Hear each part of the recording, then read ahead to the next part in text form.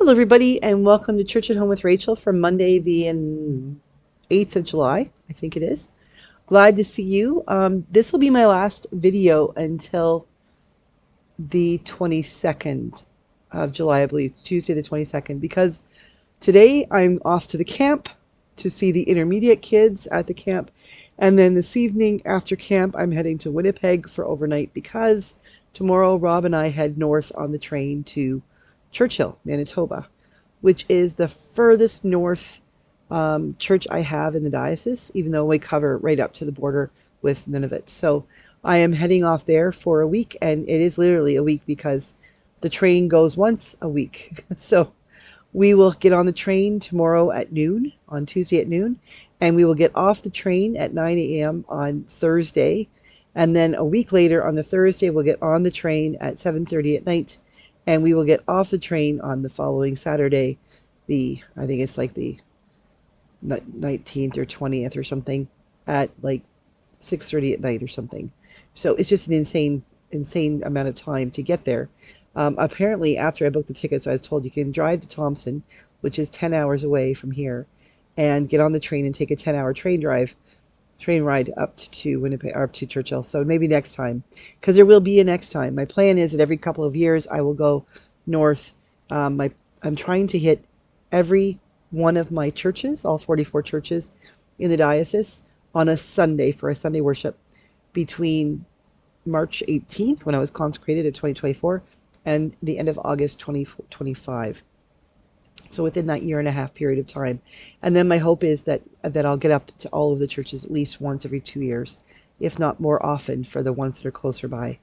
But so big thing happening, and Rob's going to go with me. He's taken 2 weeks of holidays so he can accompany me, and God bless him. He's spending his Lego money on train fare, and hopefully we'll have a really good week. Meet good people, worship well, see some beluga whales, maybe even some polar bears. Who knows? But the thing is that we're going to do a new thing. So you won't see me for 2 weeks from today. But I will be back for a little bit and then off in August, from August 5th till the 31st on holidays. But I will be back in between. The big thing I want to talk to you about today is that stepping out into the unknown. Not necessarily the fear of the unknown, but stepping into the unknown. I'm a little bit nervous. I've taken a train before, and I think the longest train ride I took was like 4 hours or something from London to Kingston. Might have been 5 hours, but it was, didn't even cover a meal. But here I'm about to go on a train ride that takes me over 40 hours, so 40 hours. It may even be 44 hours, but it's not quite 2 full days, but it's a long time. We do have a sleeper berth, which means we have 2 chairs that turn into 2 beds, and we have a little toilet for ourselves, but we have no food. We have to go and buy those saran wrapped sandwiches and bags of chips that you buy sort of at gas stations. That's what they have available on this ride to Churchill and back. But I don't know what it's going to take. Apparently it's not a very fast train, moves fairly slowly, and at times will just stop in the middle of nowhere and people will come out of the bush, because this is the only mode of transportation to the north for many of these communities and these people. Included in I thought this was interesting, including in the Via Rail, which you can take for luggage, it includes fishing and hunting equipment. And for hunting, there's a $75 fee to bring back a carcass, to have a carcass on the train. Like the nature of where we're going and what we're doing, the people that we won't be with the people in Churchill. It's the small city, it's a town, but we're going to be moving through communities that do not have roads, communities that don't have easy access to food and milk and all those things. And I think this is going to be a really good opportunity for me to see things from a completely different perspective. I am learning that as I go as a bishop, that the things you never knew you didn't know. Does that make sense?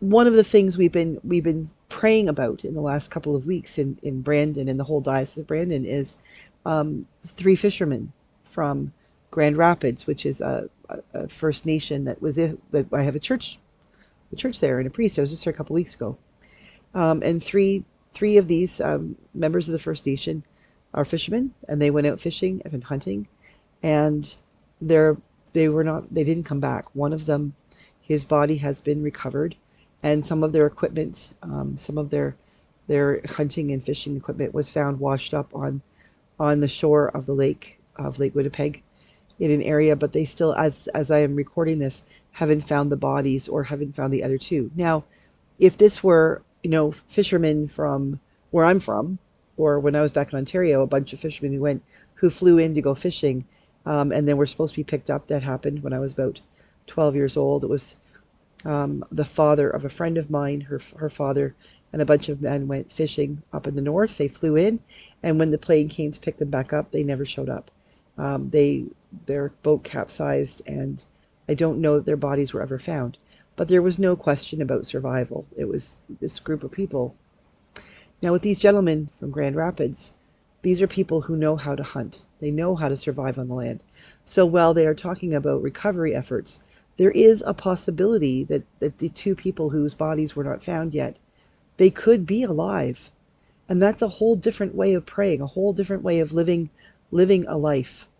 And I'm learning as I come to know and to love and understand just a tiny, tiny little bit, the people of the North, those people who are mine because they're Anglican, but all of them, their neighbors, their friends, their relatives, the people on the First Nations, the people who live off the grid, so to speak.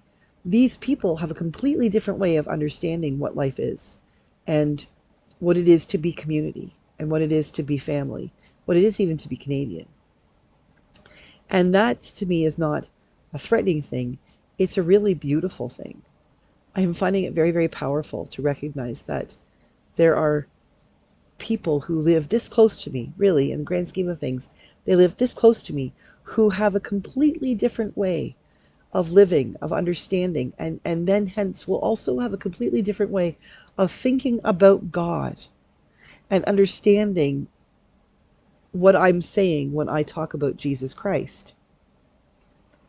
I am learning that what I learned for the first 52 years of my life has to be not unlearned, but has to be opened up. It's like taking a shoebox. Have you ever tried to do that for recycling? You've got a shoebox that needs to be flattened, so you have to unglue the parts that are glued and then unfold and stretch it all out and how big it becomes. That's the kind of way I'm looking at my life right now. It's not about, so like the phrase, thinking outside the box. It's rethinking the box. When I take a shoebox with the attached, how the ones that have the lids that are attached and they're one piece of cardboard all folded and glued in different ways. When I take that apart carefully, not ripping it, and I flatten it out completely, it's massive. It is still the shoebox. It is still that box. But I have to think not outside the box necessarily, but I have to think about the box differently. And the folks that I am learning from and the people that I am experiencing and the ways that they live and just the ways they even talk about their faith, the ways they deal with one another is helping me to unfold the hinges of my box. It is still the Christian box. It is still a beautiful way of seeing the God that I believe in, the Jesus Christ that I preach isn't going to change. But it's opening up my visions. It's kind of like if I was looking at my faith without my glasses. And if you put my glasses on, all of a sudden I can see more of what's there. And so this going north for me, although the people of Churchill are not necessarily Indigenous, I may see and meet some folks who are Indigenous there. I might indeed meet people from all over the world because this is tourist season in Churchill and it's a big place to go for tourists. But what it is doing for me quite literally is it's expanding my horizons. It is taking me out of my southwestern Ontario little growing up piece that sort of emerged and went over toward Ottawa for Petawawa and went east to Halifax in Nova Scotia and then west to Wainwright, Alberta. It is taking my whole world and blowing it up in a way, not blowing it up like kaboom, but blowing it up like expanding it. Like when you click on your computer and the little magnifying glass, it makes everything bigger and bigger. My world is getting bigger and my understanding of who I am as a person, as a priest, as a bishop, is getting bigger. My understanding of who God is getting bigger. And my understanding of who Jesus Christ is in my life and in the life of all these people I'm coming to love is getting bigger. And so I'm not afraid of the unknown, but I'm a little trepidatious. I'm a little bit nervous about it. I'm a little bit nervous about the train and what that might look like. And I know that I can survive for 2 days doing anything, even if I had to sit up the whole time. I'll take a book, I'll have my iPad, I'll, do all those things. Same thing for Rob. But not the fear of the unknown, just the hesitancy about the unknown, and recognizing that the unknown that I am about to experience in the next 2 weeks isn't simply about a trip on a train or seeing a geography that I have never seen that I imagine is going to be breathtaking and awe-inspiring. But in the recognition of the fact that God is giving me this opportunity to unfold that box and to really see how much is held within the confines of that box. That is my Christianity, that is my faith, that is my people as their bishop, that is my people as a sister, a sibling in creation that God has given us. And so as I, with Robin, and I move forward into an unknown future for the next couple of weeks, I really do encourage you over the next couple of weeks to keep that in mind. How is God unfolding your box? What new things are you discovering? Please feel free to send me your emails and things like that. I may not be able to see them. I'm not sure about the Wi-Fi or the capability of receiving it. I may not even have my computer with me. We'll see what we can pack. But I will be having some holiday time in August and hopefully get caught up on checking out comments and things like that. But please let me know how you're thinking about unfolding your box and recognizing not the need or the worry of looking outside your box, but just truly looking at your box and seeing what are those nooks and crannies that you haven't discovered within it yet, and what might you be called to notice and appreciate. Thank you for hanging with me. I will be back in 2 weeks, and I imagine I'll have new stories to share, and I will be exhausted, and that's a good thing. And I hope that you have a wonderful 2 weeks as well. God bless you, and thank you for being part of my YouTube family. You really do not know how much I love you or how much this all means to me as well to have you in my life. So God bless you. Keep safe, and I will see you again in 2 weeks.